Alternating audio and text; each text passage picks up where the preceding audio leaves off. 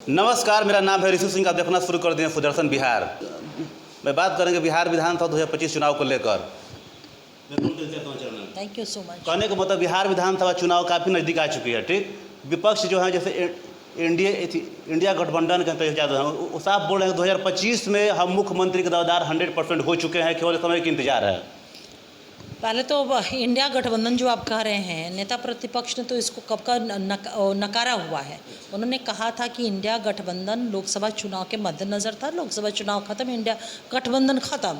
आप समझ सकते हैं कि उनकी क्या मानसिकता। और रही बात, कह रहे हैं कि मैं स्वयं को चीफ मिनिस्टर, एक चीज़ ये बताइए, मतलब राजशाही राजतंत्र ही दिमाग में हमेशा, क्योंकि हम लोग हमेशा कहते हैं कि उस परिवार के अंदर जो है वो एक प्राइवेट लिमिटेड वो पार्टी, पारिवारिक लिमिटेड वो एक कंपनी के तौर पे वो काम करता है राष्ट्रीय जनता दल। राष्ट्रीय जनता दल का मतलब ही है कि लालू राबड़ी डायनेस्टी।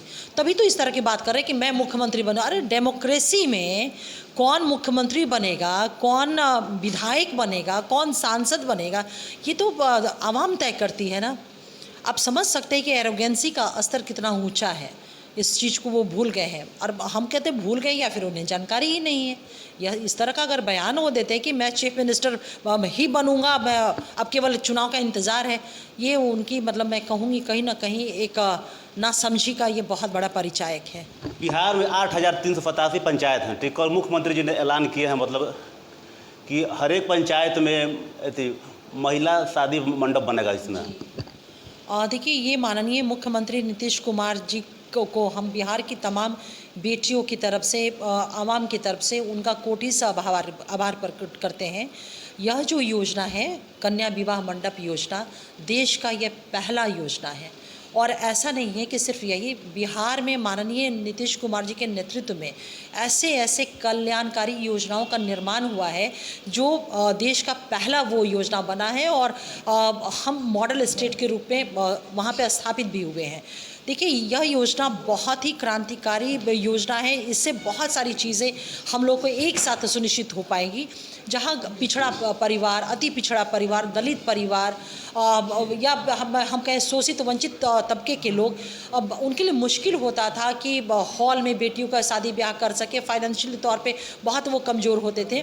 इस योजना के माध्यम से वो भी अपनी बेटी की विदाई, शादी ब्याह बहुत ही सम्मानजनक ढंग से कर पाएंगे। तो जो समाज में एक डिस्क्रिमिनेशन था, एक तबका जो संपन्न था, अपनी बेटियों की शादी धूम धड़ाके के साथ बहुत अच्छे से करता था, और वहीं ये बेचारा तबका टुकुर टुकुर ताकता था और मन में सोचता था कि पता नहीं हम अपनी बेटी की शादी कैसे कर पाएंगे। माननीय मुख्यमंत्री नीतीश कुमार जी ने उन बेटियों की भी चिंता की है। और यह योजना ना सिर्फ बेटियों को एक सम्मानजनक, एक परिवार को सम्मानजनक विदाई का, बल्कि समाज में भी एक समरसता वो पैदा करेगा। समाज में भी वो समानता का भाव हम लोग को देखने को मिलेगा। आर्थिक रूप से कमज़ोर लोगों को बहुत ताकत मिलेगा। और इस योजना का एक बहुत बड़ा मैं कहूँगी कि विज़न जो हमारे मुख्यमंत्री नीतीश कुमार जी का देखने को मिल रहा है कि इन योजनाओं का संचालन है वो हमारी जीविका दीदियों के माध्यम से होगा। एक सेकंड रुक जाइए, जीविका दीदियों के माध्यम से होगा। तो इससे बात स्पष्ट है कि जो ग्रामीण इलाके की हमारी महिलाएं हैं, उन्हें आर्थिक तौर पे, सामाजिक तौर पे और भी सशक्त और मजबूती प्रदान होगा। लेकिन विपक्ष का कहना है कि मुख्यमंत्री नीतीश कुमार जी हैं, जो कि चुनावी साल है, चुनाव काफ़ी नज़दीक आ चुका है, इसको लेकर काफ़ी ऐसे ऐसे मुद्दे मुख्यमंत्री बने, लेकिन जनता ऐसे बुर्बक नहीं है। 2025 में जनता के कबाड़ के बिकने वाले इनको। देखिए, वाकई में आप जो कह रहे हैं जनता बुर्बक नहीं है, वाकई में बिहार की जनता जो है ना हमारी बहुत समझदार है। और यही कारण है कि 2005 से लगातार अभी हाल का इलेक्शन बाई इलेक्शन रहा है। देखा ना आपने, 4 विधानसभा में विपक्ष का सुपड़ा साफ किया बिहार के आवाम ने।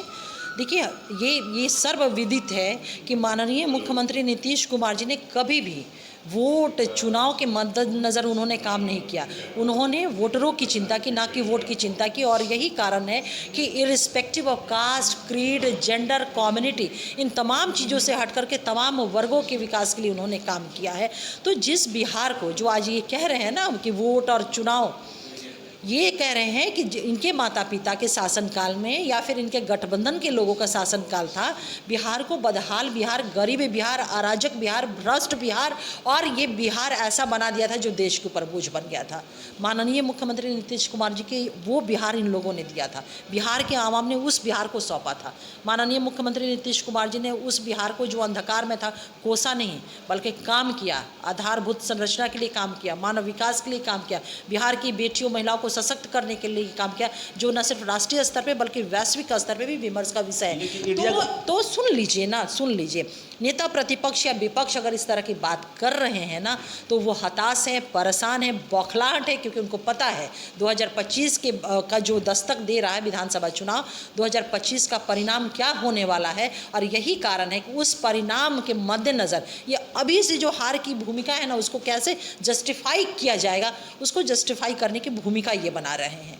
इंडिया शाहबाद लोकसभा चुनाव में और पूरे बिहार के चुनाव में 4 सीट को हम छीन लिए थे। इसी को लेकर 2025 के विधानसभा चुनाव हम लोग 40 लोकसभा में हर एक विधानसभा सीट को छीन लेंगे और तेजस्वी एक बार फिर सरकार बनेंगे। देखिए, चुनाव, देखिए डेमोक्रेसी है, चुनाव में हार जीत होते रहते हैं, और जनता जो भी देती है उसका हम स्वागत करते हैं। निश्चित रूप से जो हमारा परिणाम आया था लोकसभा में, अगर परिणाम की बात करें, कितने सीट पे ये आए हुए हैं, कितने सीट पे ये आए हुए हैं, शाहबाद की बात ना करें, इन टोटो अगर हम बिहार की बात करें, कितने सीट पे समेटा करके रह गए हैं बिहार में।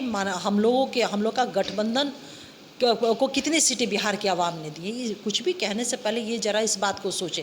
निश्चित रूप से शाहबाद में जो परिणाम आए, हम लोगों ने उसकी समीक्षा किया, समीक्षा के उपरांत जो चीज़ों को हम लोग देख रहे हैं, और निश्चित रूप से 2025 में जो 2010 में बिहार की जनता ने नीतीश कुमार जी को अपना आशीर्वाद दिया था सीटों की संख्या के रूप में, हम लोग उसको भी अपने ही रिकॉर्ड को बीट करेंगे। और ये एनडीए का लक्ष्य है, और हम एनडीए के तमाम कार्यकर्ता उस लक्ष्य को संकल्प के तौर पे 2025 में 225 सीट हम निश्चित रूप से जनता के आशीर्वाद और नीतीश कुमार जी के नेतृत्व को बिहार के आवाम के मैंडेट से हम हासिल कर पाएंगे। आप सब बोल चुके हैं जय पासवान कि हम 243 सीट चुनाव लड़ने वाले बिहार में हैं।